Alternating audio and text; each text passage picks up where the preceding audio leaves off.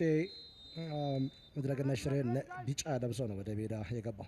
ሁለተኛ አጋማሽ ጨዋታ ተጀምሯል። ሶስተኛ ግንኙነት ኤፍሬም ደበሌ ይህንን ጨዋታ እየመሩ ይገኛሉ።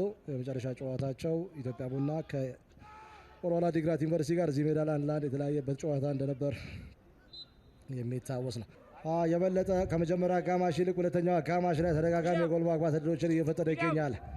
ሀብታሙ ሸዋልም እጅ ኤሌክትሪክ ኒር ፖስት ላይ ተመታ ኳስ ተካልኝ ደጀኔ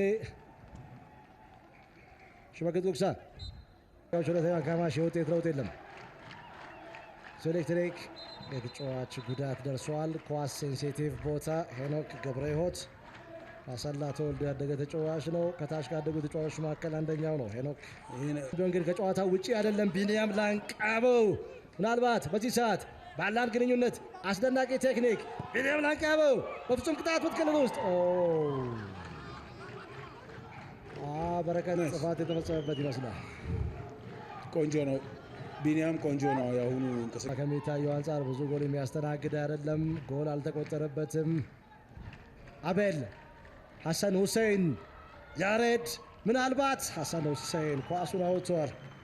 አማካይ ክፍል ቁልፉ ተጫዋች ሜዳውን ለቆ ለመውጣት ተገዷል። የቡድኑ ወሳኝ ተጫዋች ነው። በልምድ የጨዋታውን ቴምፖ ተቆጣጥሮ በመጫወት ረገድ ጥሩ ዜና አይደለም ለመረገነት ሽሬ። እስካሁን ድረስ ቦዲ ኮንታክት ነበረው እንዴ? በሁሉም ጨዋታዎች ላይ ቋሚት ሁለት ተጫዋቾች ተቀይረው ገብተዋል። ፓትሪክ ሲቦማና ተቀይረው ገቡ ተጫዋቾች መካከል አንደኛው ነው። ለዚሁም አብዱል መጂድ ሁሴን አብዱል መጂድ ከሱሉልታ ከተማ የተገኘ ተጫዋች ነው። ፓትሪክ ሲቦማና ጫዊ ፋክተሮች ናቸው፣ ኤክስተርናል ፋክተሮች ናቸው ውጤት ይዞ የሚወጣባቸው ነው። ከ175% ማለት ይችላል። ሌላ የማጥቃት እንቅስቃሴ የአማኑኤል ሰንቀይ ኳስ እጅግ በጣም አስደናቂ ነው። በዚህ ሰዓት ተቀይሮ የገባው ናትናኤል የበለጠ የጨዋታውን ቴምፖ ከፍ አድርገው ለመጫወት እየጣሩ ይገኛሉ። ሰዓት እየገፋ ከመምጣቱ አንጻር ፍሬሽ ሌክስ እጅግ በጣም አስፈላጊ ነው። ይህ ጨዋታ 3 ነጥብ ይዞ ለመውጣት ጥረት እያደረገ ይገኛል።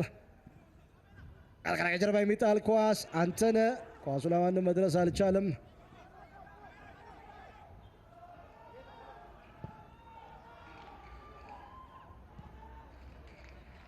መሀል ሜዳ ላይ አመዝኖ እየተከናወነ የሚገኝ ጨዋታ ነው። ሄኖክ 4 ደቂቃ ጭማሪ አሳይተዋል። የተጫዋች ቅያሬ ገለታ ኃይሉ የጅማ አባጅፋር የቀድሞ ተጫዋች ሻሸመኔ ተወልዶ ያደገ ተጫዋች ገለታ እንዲጥሉ ምክንያት ሆኗል። ያም ቢሆን ግን ምናልባት የመጨረሻ የጎል ማግባት ሙከራ ጎል! ይህንን ማን ሊያምን ይችላል? አቤል የጎሉ ባለቤት አቤል ሀብታሙ ሁለተኛ ጎል አስቆጥሯል። አስገራሚ አጋጣሚ ለመጨረሻ ጊዜ እዚህ ሜዳ ላይ ነበር ጎል ማስቆጠር የቻለው። 3ኛው ሳምንት ውጤቱ ጥሩ መጽናኛ ውጤት ሊሆን ይችል ነበር። ኤፍሬም ደበሌ ጨዋታው መጠናቀቁን በፊሽካቸው አረጋገጡ።